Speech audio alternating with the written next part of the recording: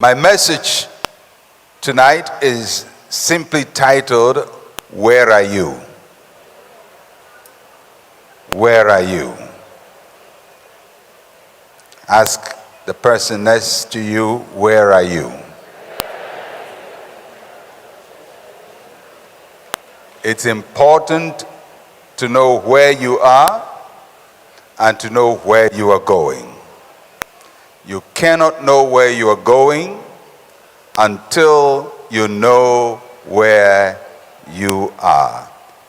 My opening text is from Genesis chapter 3 and verses 8 to 9. This is the conversation that God had with Adam and Eve after they had sinned. And the scripture said, and they heard the sound of the Lord God walking in the garden in the cool of the day, and Adam and his wife hid themselves from the presence of the Lord among the trees of the garden.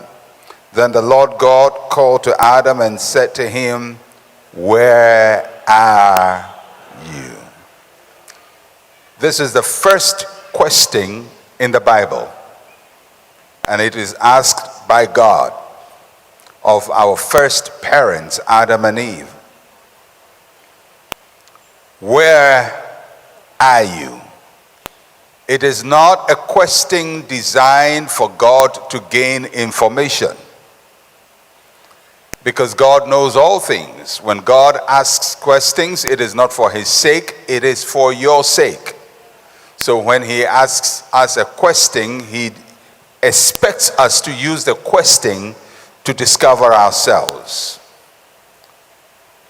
And this question can only be answered in a relational term. And when I say relational term, you can only answer the question of where you are based on what you are related to.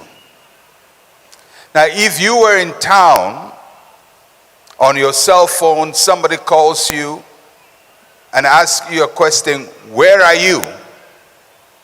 The moment they ask you, where are you, you don't look at yourself, you look at your surroundings.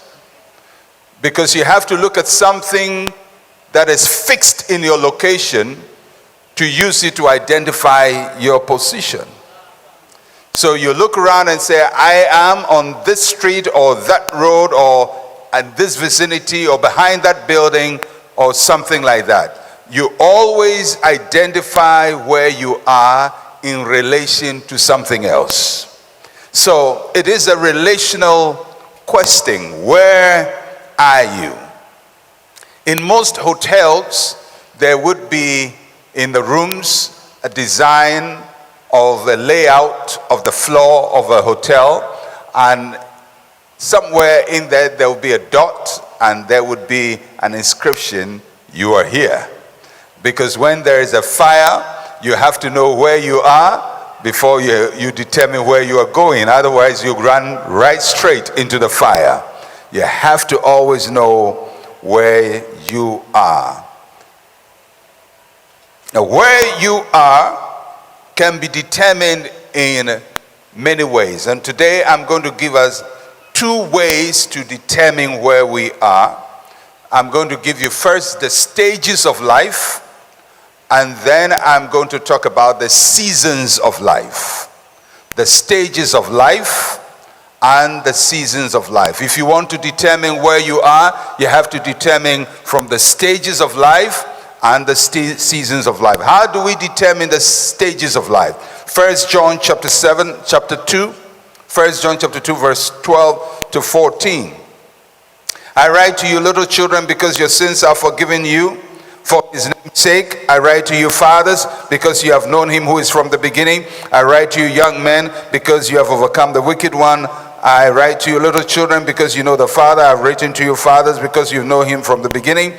I write to you, young men, because you are strong, and the word of God abides in you, and you've overcome the wicked one. Now, in this passage, there are three clear stages that are described: childhood, adulthood, eldership. Childhood, adulthood, eldership.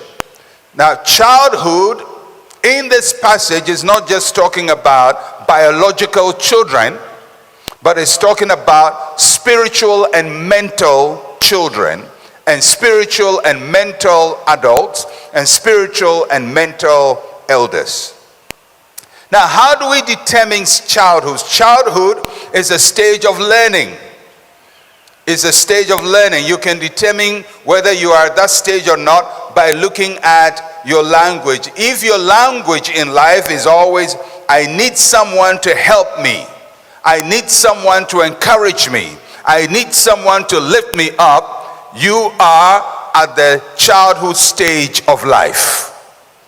Everybody whose language is, I need someone to help me, I need somebody to teach me, I need somebody to encourage me, somebody has to help me to become who I have to become, you are at the childhood stage of life. Now, you may in age be old, but in attitude be a child.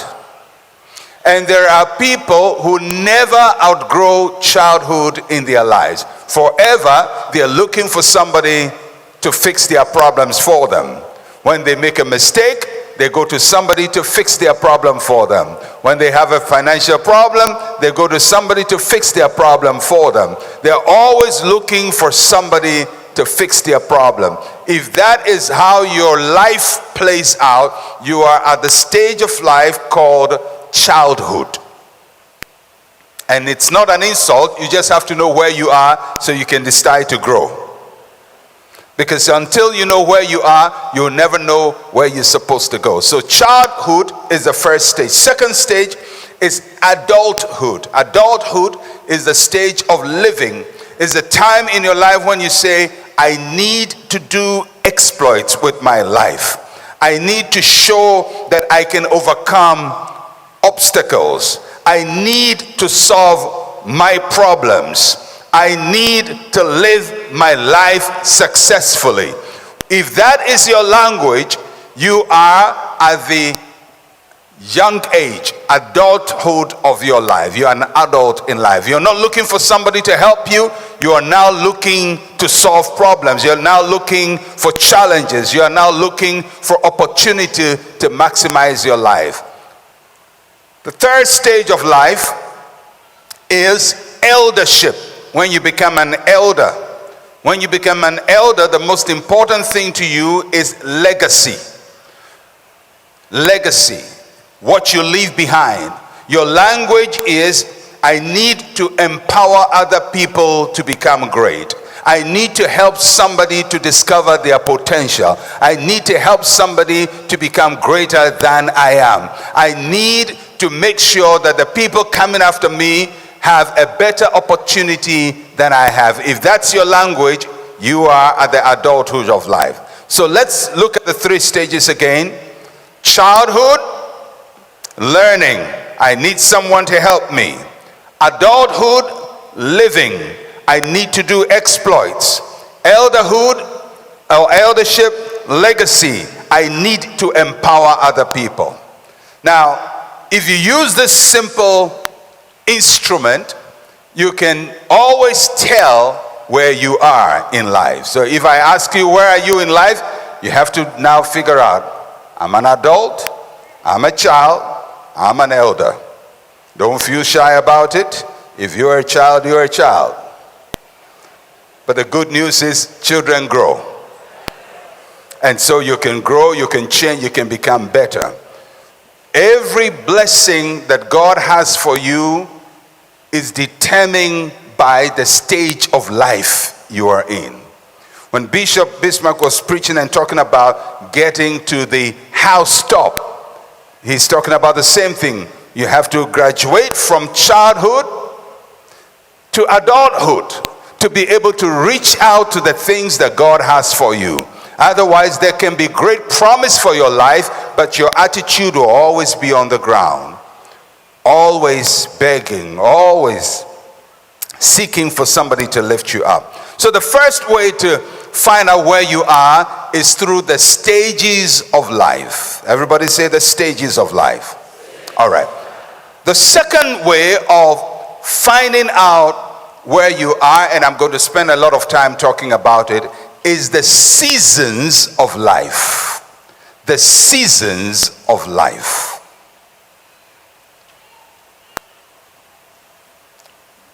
Genesis chapter 8, verse 21 to 22. After Noah had come out of the flood with his children and so on, they made a sacrifice. The Bible says, and the Lord smelled a soothing aroma. Then the Lord said in his heart, I will never again curse the ground for man's sake, although the imagination of man's heart is evil from his youth, nor will I again destroy every living thing as I have done. While the earth remains, seed time and harvest, cold and heat, winter and summer, day and night shall not cease. Whilst the earth remains, there will be seasons. Now these are seasons of the weather, but they are also the seasons of life, because what is true naturally is also true spiritually. First the natural, then the spiritual. So there are seasons here. Now for those of us in this part of the world, in West Africa, our season is just two. Raining, no rain. It's either rainy season or no rain season. But the Bible, fortunately, was not written in Nigeria or Ghana. So the people that God used to teach us, we have to understand it within the context and the culture within it is written, for us to understand it now within our world. Now, there are 6 main seasons that are set out in this passage. The first is seed time. Everybody say seed time. Now, seed time is a time when you are sowing seeds, or you're making sacrifice, or you're making investment. Seed time is a time when you are doing the things that will bring you the results you want. So, at every seed time, you are doing something that is going to give you something you are looking forward to. You want to have a university degree, your seed time, you go to school and learn and take your exams. That's your seed time, because your harvest is a university degree. You want to make money, there is a seed time. You have to start investing, you have to start working hard, you have to start making your deadlines and keeping your schedules. Your harvest, you're going to make money. So seed time is always the time when you are making sacrifice and investing and doing the things that will give you the results you want. It's a time for digging. Seed time. Then there is harvest. Harvest. Harvest is a time for reward. It's a time for reaping what you have sown. It's a time that calls for strategy. It's a time that calls for reinvestment, because harvest time is a more difficult season than seed time. One person can plant a field, but it takes a group of people to harvest the field. When you get into the harvest time of your life, you have to learn how to work with people. When you are in the seed time of your life, you can do it alone. When you get to the harvest, you have to learn to work with people. So if you're successful in your seed time alone, but never know how to work with people in your harvest time, your harvest will be aborted. Your harvest will be destroyed. So there is seed time, there is harvest. All right. Then there is cold or winter. Cold or winter. It's a season of loneliness and dryness. A season of loneliness and dryness. It's a time when everything is lonely. It's a time of rejection. It's a time of betrayal. It's a time of abandonment. When you get into the cold season of your life, you feel like nothing is working for you, although things are working. But it looks like nothing is working. Everything looks dead. Everything looks hostile. People don't seem to be engaged with you or happy with you. It's the cold season of your life. Then there is the heat season, or the summer season of your life. It's a time of warmth and of joy. This is the time when you are embraced, when everything is bright, when you begin to feel good about yourself. It's a time when you are joyful and happy. In the cold season, you are always sad. It's a depressing time. One of the things you learn in the cold season is how to manage it, because although things may appear dead in a cold season, there will be a change of season, and the things that appear dead will come to life. That's why in the cold season, you don't cut down your trees. You don't cut down your investment, because when the seasons change, you will realize that what appeared not to be working was actually working in secret. I'll come to talk a bit about it. Then there is the night season. The night season is a time of darkness when you are not noticed, is a time of dreams, and it's a time of quietness. It's a time when no one seems to take note of you or what you're doing. But it's also a time of great creativity. It's a time of big dreams. It's a time of your life when big things are taking place within you, but nobody seems to appreciate you. When you are in the night season of your life and in the cold season of your life at the same time, it will seem as if the whole world is against you, because sometimes the seasons don't come one at a time. You can be in the night, cold, and seed time at the same time. You can be in a combination of all of these at the same time. So you have to learn to manage the seasons of your life, because when you are in the cold season and the night season, it can be the most difficult, the most depressing stage of your life. And then there is this day season. The day season is the season of light, of exposure, of recognition. It's a time when the world wakes up to you. People notice you. You are appreciated. Sometimes this exposure brings you reward, and then it also brings you enemies. Now, one of the things you have to understand is that no season of life is bad. The night season is not a bad season, and I'm going to show you very soon in the scripture. The cold season is not a bad season. It's just a season. Each one serves its purpose. You cannot have day forever. Everything will die when there is day forever. You need a night for there to be photosynthesis properly, for the plants to give out what they have received in the day. So you cannot have happiness all your life. You need to be quiet sometimes. You need to be sad sometimes. You need to think. You need to reflect sometimes. You can't have a happy-go-lucky. Neither can you also be sad all the time and depressed all the time. You need a balance of all the seasons. That's why the seasons come and go. Now, the thing about seasons is that the term under Bishop Mike. Now, the pastors may be in their seed time,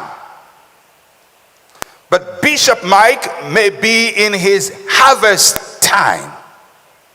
Now, when you are in your seed time, working for somebody in his harvest time, you have to recognize the harvest is not for you. Are you following me?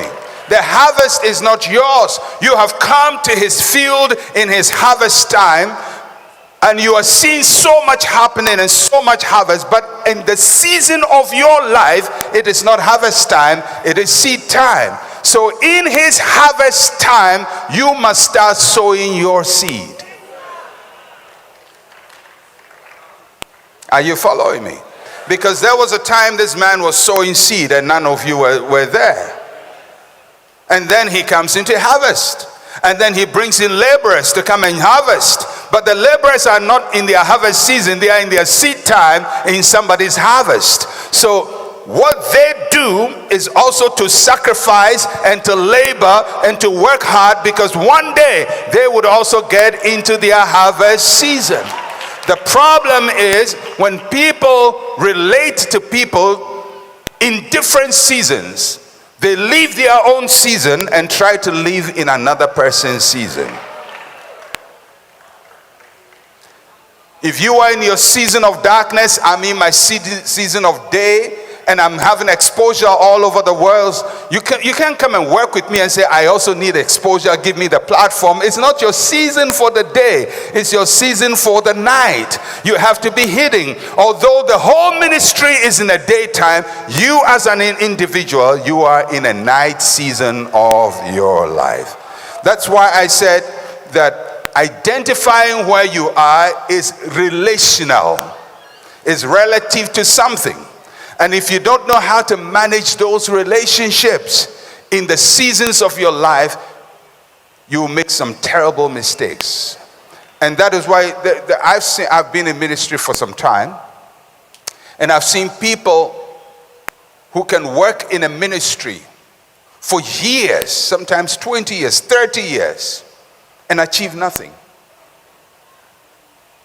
Because they never sowed seed.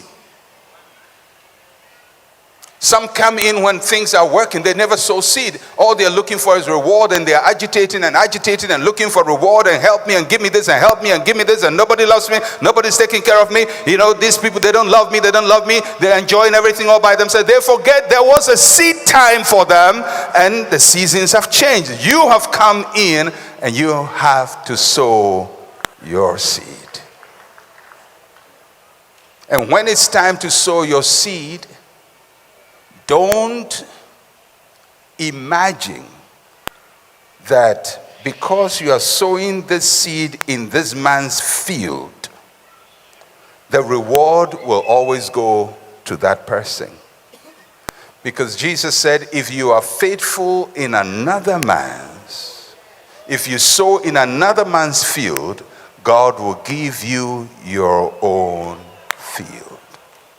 You have to understand the seasons of life. God will take us through the seasons. The thing about the seasons of life is that they are cyclical. They are not sequential. They don't go in one line. So you seed time, harvest, day. No, it's cyclical. So if I have seed time today and have harvest tomorrow, I will have seed time again. If I go through darkness and enter day, I will have darkness again. If I go through winter and go through summer, the winter will come again. Yesterday we had night, and today too we have night, and I guarantee tomorrow there will be night. And next week there will be night. Because night will have to come. It's cyclical. You don't sow your seed once and for all. You sow it cyclically. You don't harvest once and for all. You harvest and then you sow seed. You don't have day once and for all. You have day and you have darkness. That's how God deals with us in the seasons of life. Now, for us to work with the seasons, we have to embrace the seasons of our lives. You have to embrace them. You don't fight seasons. You have to work with them. Jesus spent the first 30 years of his earthly life in obscurity, in darkness. He came into the day only for 3 years. You have to understand that seasons change. They may be prolonged, but they will change. And when God changes the seasons, you change your actions. You cannot go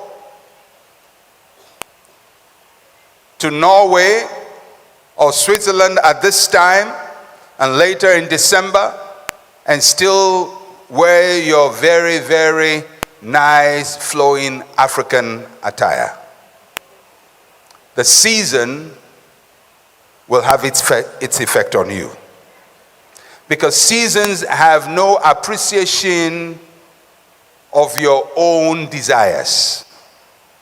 If you say, as for me, I don't like wearing winter clothes. Well, you may not like it, but the season will determine whether you survive or not. You can say, well, I'm an African, this is what I wear. This is what I wear when I'm in Africa. But when I travel around this season, I have to pack myself underneath with all kinds of stuff, because those seasons have no respect for my anointing, my calling, my ministry. Season doesn't care. You're general overseer, and so what? You are called, and so what? The seasons are brutal. Very brutal. And if you don't handle them well, they will damage you. Just as they do naturally, they also do spiritually. In the seasons of our life, we make mistakes because we don't judge seasons well, and we make mistakes. And sometimes those mistakes can stay with us for years. I know people who are living with mistakes they made 30 years ago, still making them. Never live with a mistake you can correct. And don't think that the mistake will correct itself. You have to make the effort to correct the mistake. Otherwise, one season of your life may prolong for a very long time. So, we're going to try to see how to make it all work.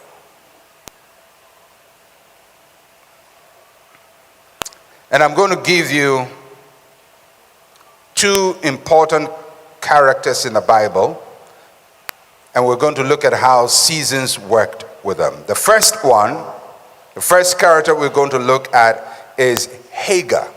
Hagar in the Bible. You know Hagar? Hagar was the maidservant of Sarah, with whom Abraham had a child. Sarah's plan was to have a child with Abraham through Hagar. Now, however she thought that would work, I don't know. But people have funny ideas about things that they think would work. So he tells Abraham, go have a child with my maid Hagar, and the child will be mine. Abraham says, I don't think that's a good idea. Sarah says, well, I think it's a good idea. So, Hagar is available. Abraham makes Hagar pregnant. And then everything backfires, which was predictable. They should have known it would backfire. Everything backfires. Hagar gets pregnant. And as was supposed to happen, she gets pregnant. She begins to despise Sarah, because you are about 80 or something years, and for all this time you can't get pregnant. I just came on the scene, and look what God, Lord, has done. So she had a lot of praise and worshiping the Lord for his faithfulness, for favor, for breakthrough early in the morning. And Sarah couldn't handle it. So Sarah starts dealing very harshly with Hagar. And she's going through a very difficult time of her life. Hagar is carrying seed. It is seed time for her.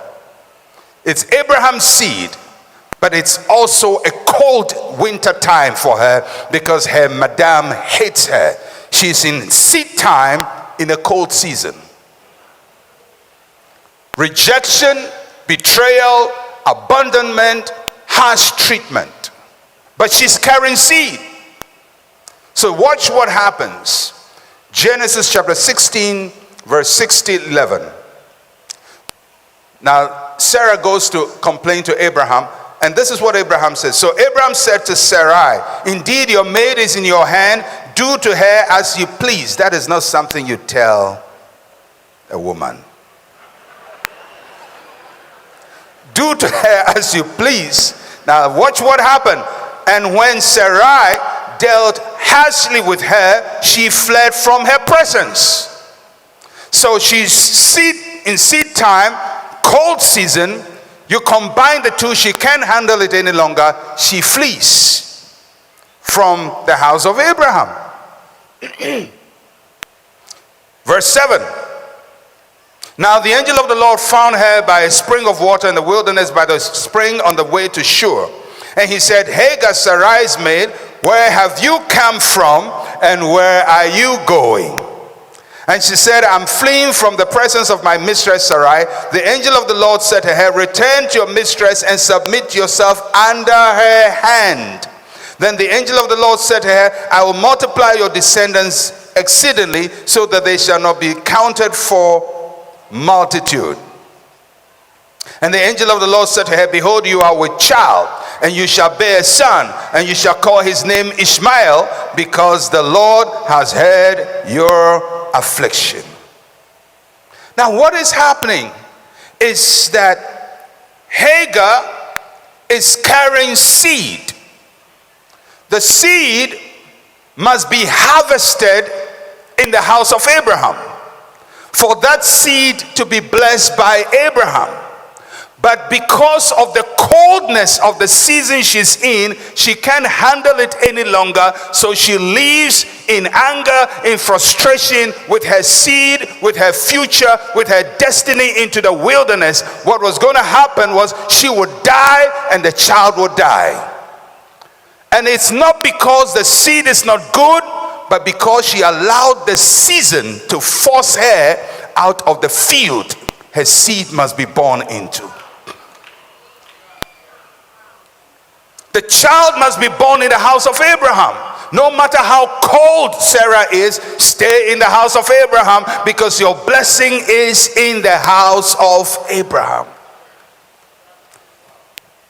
So she leaves, and the angel says, go back. Looks like a very unkind angel. The angel did not say, well, you can leave and God will protect you. He says, go back. In other words, go and suffer. Go back to the cold season, because the cold is not over. This season is not over. It's harsh, you're rejected, you're mistreated, but you're carrying seed. And the harvest is about to come. The harvest must happen in the right field, in Abraham's field. And if you persist and you take that child to Abraham's house, the child will be blessed. And so Hagar goes back to Abraham's house, to a harsh environment, to a woman who doesn't like her, and she's mistreated, and the boy is born.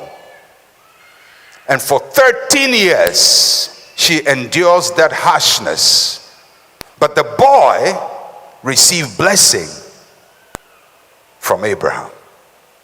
Abraham blesses the boy. And then another season comes when now Sarai says to Abraham, send out the bondwoman and the child. And God says to her, it's time for her to leave. So they leave. And when they leave, they go to the same place in the wilderness. And when they get to the wilderness, there's no water. They're dying. The mother is dying of thirst. The boy is dying of thirst. It looks as if the seed is about to be destroyed. But then they have a visitation from an angel, and the angel says something very interesting. The angel says to Hagar, I heard the cry of the boy. The boy is not praying. The boy is just lying down with a heat wave, collapse. But the spirit, the calling, the anointing in him is protecting both him and the mother from starvation and from destruction. So because of the calling and the blessing that they receive from the house of Abraham, they find water, and Ishmael is preserved, and he becomes a leader of princes. I'm not talking about whether Abraham made a good decision or not to go and do what he did. All I'm saying is because she waited for the seasons to change before she moved, her child is preserved, she is preserved, the destiny of the child is also preserved. Do you know the number of, I don't know how many of you pastors are here, but let me speak to pastors especially. I've seen pastors who have run away from the house of blessing because they were treated harshly. Somebody didn't like me. Somebody doesn't like my gift. Somebody doesn't believe in my calling. Somebody doesn't believe in my anointing, and they take a leave. And I've seen pastors and men of God, gifted, anointed, move into the wilderness and die. I'm not saying they die physically, but they die. When I was growing up, there were people I knew who were better preachers than me, more anointed, better by any imagination. But you can't find them anywhere. Were they gifted? Yes. Were they called? Yes. Did they have a seed? Yes. But they allowed the seasons to push them out of the house they were supposed to stay in to deliver their baby. And over the years, everything got destroyed. If you don't know where you are and don't understand the seasons of life, you're going to move based on the pressure of life, not the seasons of life. The pressure of life can cause you to abort your destiny and can cause you to manifest yourself at the time you must be in darkness. You will advertise yourself at the time nobody should know you.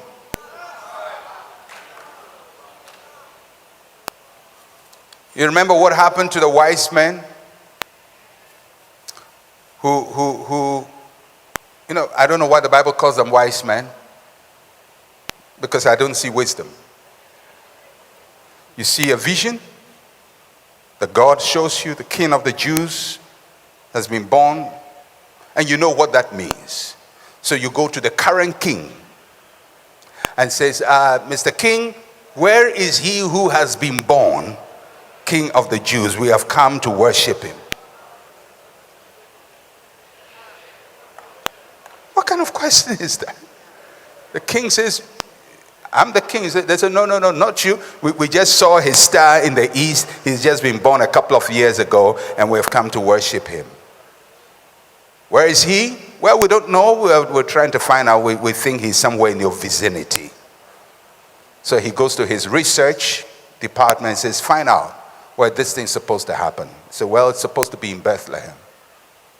He says, well, you go find the king and just come and tell me that you found him, and I'll come and worship him with you. And those wise men would have gone back.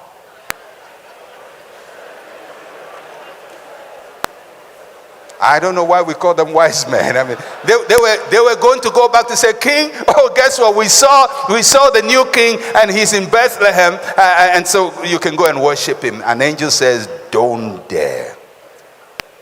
But watch what happens. Is Jesus the Son of God? Yes. Does he have angelic protection? Yes. But the angel says to Joseph, take him out to Egypt. Not I will protect him, not I will deliver him. Take him out to Egypt, because if he gets exposed at this time, it's gone.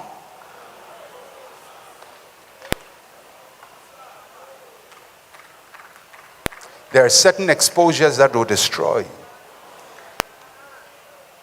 And sometimes it's good to stay under the shadow, to wait for the time of your manifestation. There are people who leave companies to go and start their own companies, and everything gets destroyed because they manifested in the wrong time. They didn't manage it well. So Hagar, by the help of the angel, managed the seasons of life well. I'm going to show you a second character who had to learn to deal with the seasons of life. And his name is Jacob. Jacob,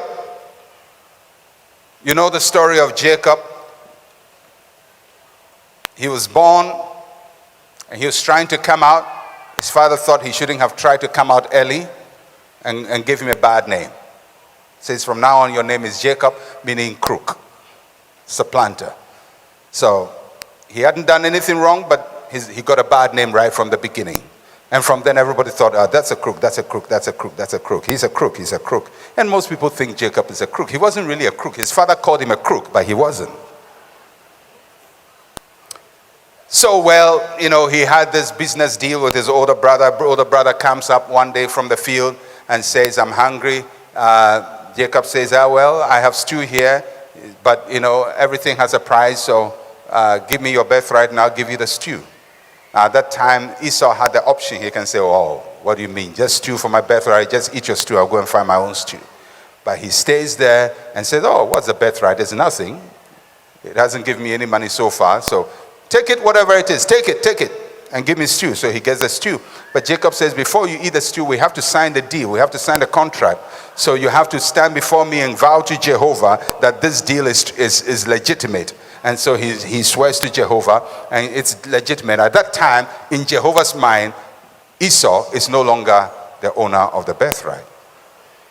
20 years later, when everything has cooled down, Isaac tells Esau, well, I'm going to pass the blessing to you for the birthright, so go and cook something. And Esau should have told Isaac that, sir, 20 years ago I made a bad mistake and I signed a bad deal and I sold the birthright to Jacob. So Jacob is the one who owns it. I'm not the one. But he's a crook. The crook is Esau. Esau sold it and wants to get it again. He wants to eat his cake and have it. So eventually, the story, Jacob gets a blessing and Esau says, I'm going to kill you. I'm going to kill you. When those guys say they're going to kill you, they mean it. So Jacob runs from Esau. You know the story. Now, Genesis 28, from verse 10. I want you to note very carefully what happens. Genesis 28, verse 10. Now Jacob went out from Beersheba and went toward Haran. So he came to a certain place and stayed there all night. Note that. Stayed there all night because the sun had set. He entered a season of his life of sunset. The night season of his life. From then on, Jacob's life is going to be darkness. And he took one of the stones of that place and put it at his head and lay down at that place to sleep. Then he dreamed, and behold, a ladder was set up on the earth, and its top reached the heavens. House top. And there the angels of God were ascending and descending on it. Jacob came to Haran. It was night because the sun has set. He moved from the light in his father's house and he enters a season of darkness. From this moment, Jacob is a man dwelling in darkness. But in darkness, all he's doing is dreaming. He's a man of dreams. He has dreams. He has great vision. He has great desire about the future. But everything is dark about him. And for the next 21 years, it's darkness. Nothing seems to work for him. He goes out to work for his uncle, for a wife. And to show you the season is in, they bring the wife in the night season. When you're in season, all kinds of things get smuggled into your life. It's a night season. He can't see whether this is what I negotiated for or not. He wakes up in the morning and says, bad deal. That's not what I negotiated for. His father-in-law says 7 more years, 14 years for 2 wives.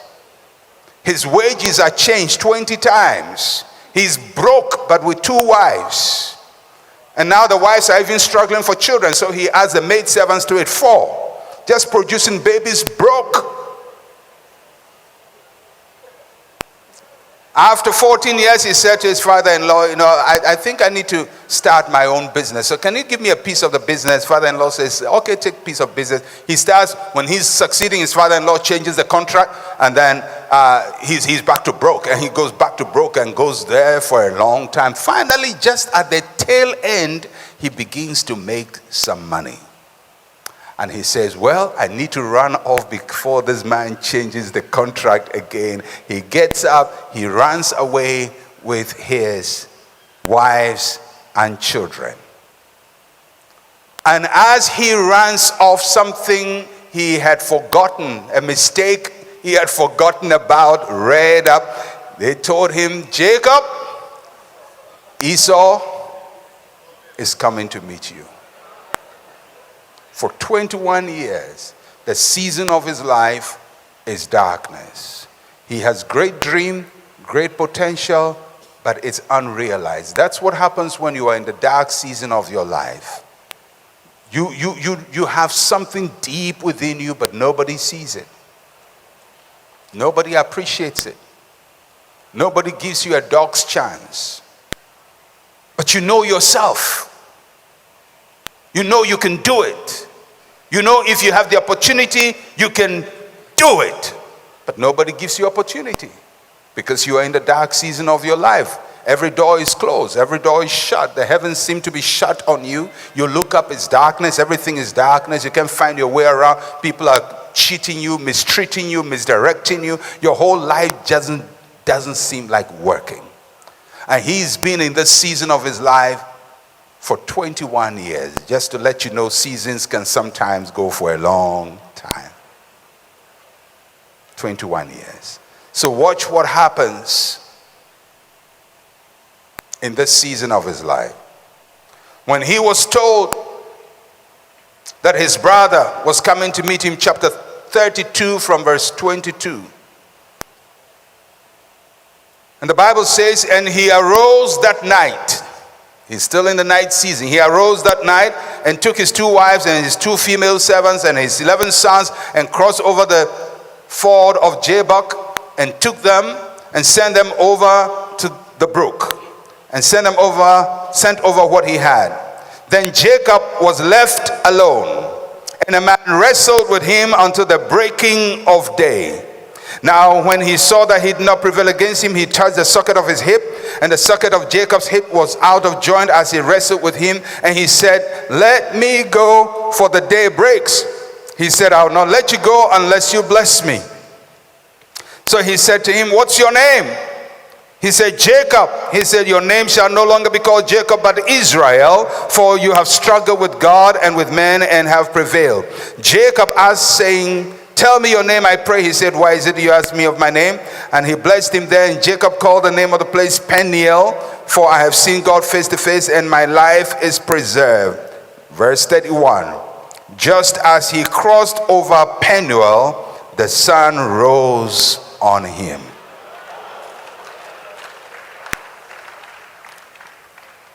So he is in between season. The night season is about to end. But he has to fight his way out of the night season. It's not just going to end by itself. He has to wrestle with it spiritually, because he senses, this is my night. I need to move from this darkness to the promise, the vision, the dreams I've been seeing. And that night he holds the angel of the Lord and he says, I'm not leaving. But he's doing it alone. Because normally when the seasons are changing, you have nobody to help you. Nobody will be there to be your midwife to see the transition into seasons, into the next season. You have to stand alone. You have to own your life. You have to own your dream. You have to own your destiny. You have to wrestle it. You have to pray. And people may not agree with you. They may not like you. They may not want you to do it. But you must want it for yourself. So that night alone, he wrestled. It was a wrestle. It was a fight. It was a battle. And he prevailed. He prevailed over the night. And Jacob is now coming out of hiding. He's about to be reintroduced to the world. The world has known him differently by the name his father called him, supplanter. But the world is about to see a new Jacob. The seasons are changing. The night is over. The angel asked him, what's your name? The reason he asked what's your name is because he was given a bad name right from the beginning. That was not his right name. That was the name of the frustration of his father. But he says, what's your name? He says, Jacob, crook, supplanter. He says, no, you are Israel. You are the prince that prevails with God and man. Have you ever wondered why God's covenant people, were not called Abrahamites because Abraham was the one he cut the first covenant with.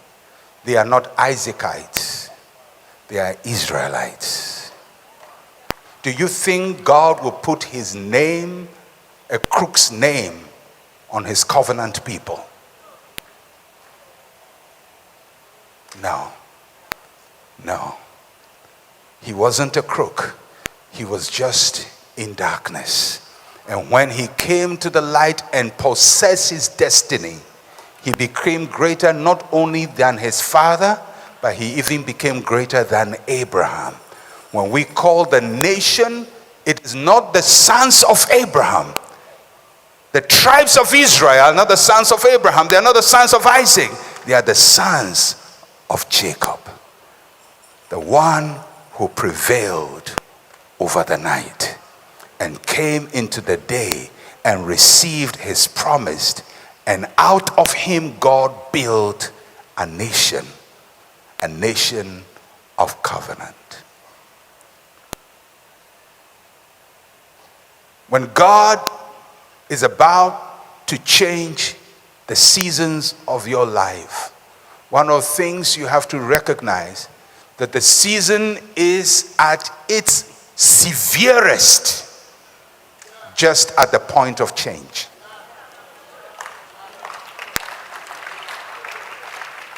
The coldest winter is just before spring. The darkest night is just before dawn. When the seasons are about to change, it means it sometimes looks like all hell breaks loose.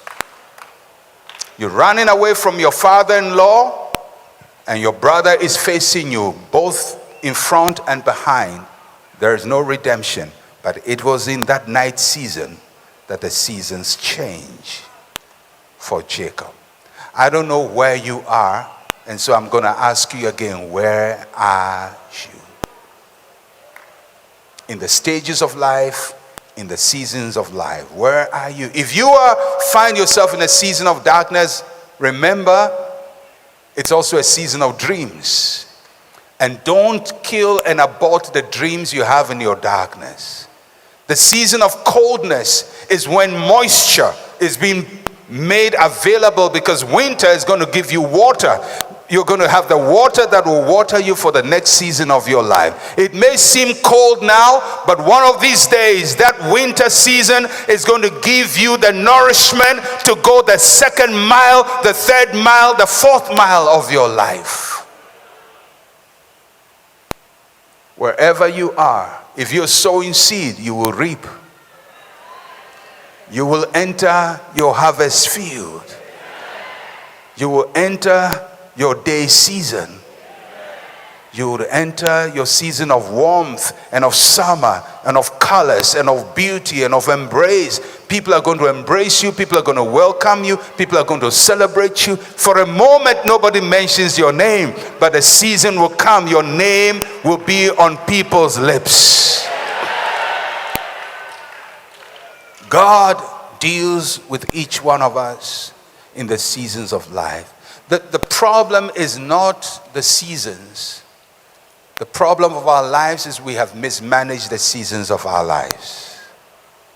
So we are like Hagar. We run from one season and we go into the wilderness without any protection. We go into the cold season without any warmth, without any protection, and we kill our destiny. But God wants to bring us back. You cannot live with a mistake you can correct. And one of the ways to come back to your seasons is to recognize I mismanaged that season of my life. I did it wrong, and just ask God for forgiveness and bring you back into alignment of the seasons and the purposes for you. Thank you for watching today's video. This channel is brought to you by hopelify.org to inspire you to become the very best that you are designed to be. Remember, a few simple keys, mastered and consistently applied, are often all we need to excel in each area of life. You can help make this channel even better in 3 simple ways. 1. Subscribe to receive more videos. 2. Leave a comment below to let me know what resonates with you from today's video. Or 3. Suggest a topic for a video that you will like for us to feature on this channel. Visit hopelify.org to post your own inspirational content.